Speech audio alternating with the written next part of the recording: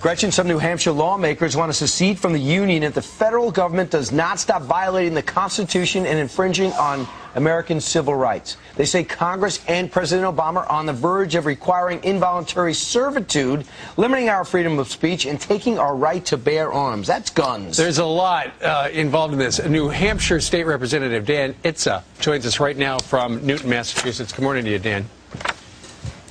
Good morning. Thank you for the opportunity. First, I want to say thank you to the people of New Hampshire who are supporting this so overwhelmingly.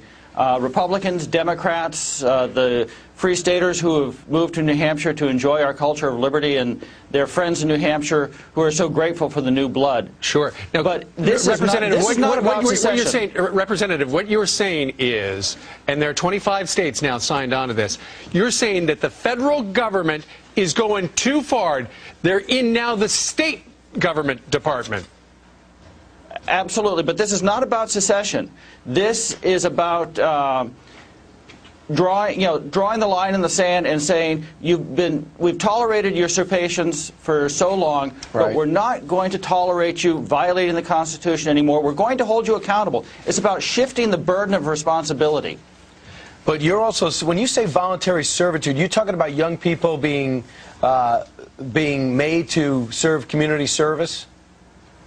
Exactly. I mean, if you are required to do something against your will, a job against your will with a pay scale not set by you or not agreed to by you, that's involuntary servitude. Right. Now, Representative, what you're basing this on is the House Concurrent Resolution 6, which has been a bedrock of American law for a very long time. Give us some, for instances, of how the federal government is overstepping its bounds into the states area. Well, they've been doing it for years. No Child Left Behind. Now, these are voluntary things that we agree to. They dangle a dollar in front of us, and we chase it like the donkey with a carrot on a stick. But ultimately, they are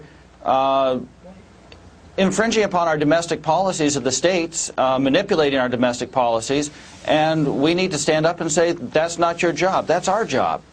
Yeah, but do you think Washington's going to listen? Because Washington wants what Washington wants. Well, we'll find out. If right now 25 states are handling resolutions like this at one point or another in their process, and if enough states stand up and say no, yeah, I think they'll listen. They don't really have a choice. This is about enforcing the Constitution, which states to the federal government, you're not the boss of us, we're the boss of you. All right, Dan Itza, Representative Dan Itza, thanks so much for joining us. We'll see if other states continue to jump on the bandwagon. This started up with just 6, now there's 25. We'll see who else gets in line behind you. Thanks for joining us. You're welcome. Yeah.